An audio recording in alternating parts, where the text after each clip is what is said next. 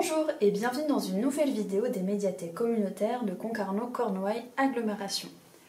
Aujourd'hui, on poursuit notre voyage vers le Chili avec une sélection d'un roman jeunesse, Histoire d'un chien mapouche de Luis Sepúlveda et dont les dessins sont de Joël Jolivet aux éditions Métayer. C'est un livre à partir de 9 ans. Luis Sepúlveda est un écrivain chilien.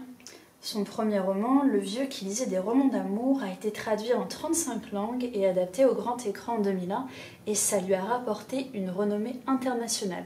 Histoire d'un chien mapouche, ça raconte l'histoire d'un chien, prisonnier et affamé, qui guide une bande d'hommes lancés à la poursuite d'un Indien blessé dans la forêt d'Orocani.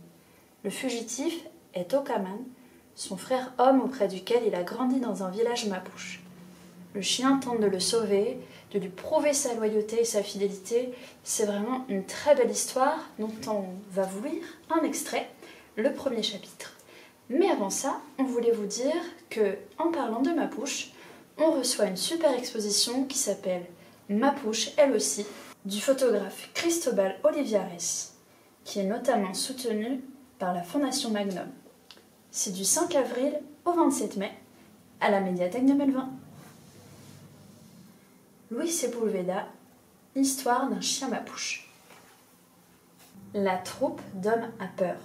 Je le sais parce que je suis un chien et que l'odeur acide de la peur arrive à mon odorat.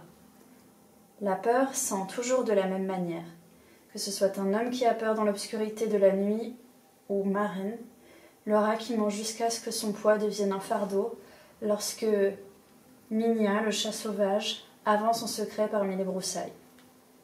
La puanteur de la peur des hommes est si forte qu'elle trouble tous les parfums de la terre humide, des arbres et des plantes.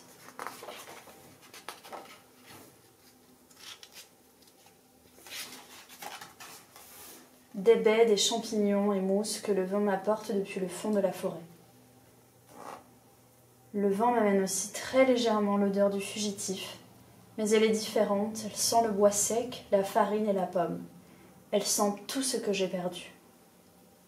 L'Indien se cache sur l'autre rive. On ne devrait pas lâcher le chien ? Demande l'un des hommes. Non, il fait trop noir. On le lâchera aux premières lueurs de l'aube, répond l'homme qui commande la troupe. La bande se partage entre ceux qui s'assoient autour du feu qu'ils allument en maudissant le bois humide et ceux qui, leur arme de mort à la main, regardent en direction de l'obscurité de la forêt et ne voient que des ombres. Moi aussi je me couche, loin d'eux.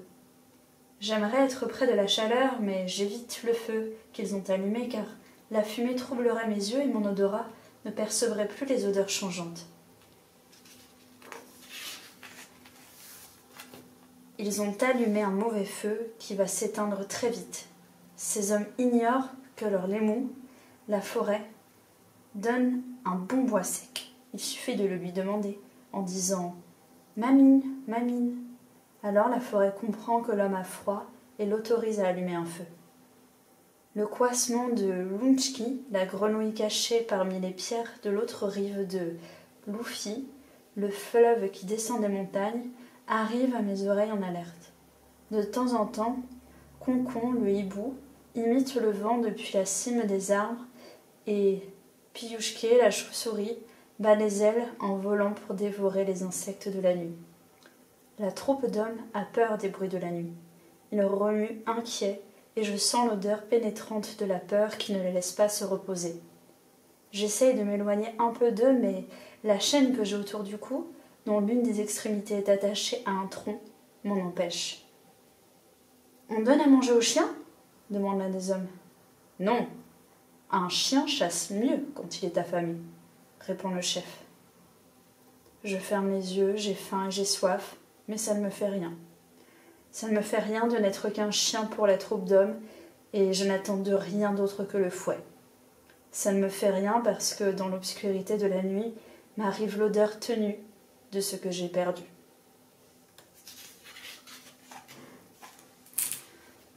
On vous invite à découvrir ce livre très émouvant et rempli d'amitié malgré tout, plein de beauté, écrit par ce merveilleux auteur chilien qu'on vous invite à découvrir, Luis Sepúlveda, avec de très belles illustrations tout du long de la lecture de Joël Jolivet. À très vite pour de nouvelles vidéos dans notre réseau.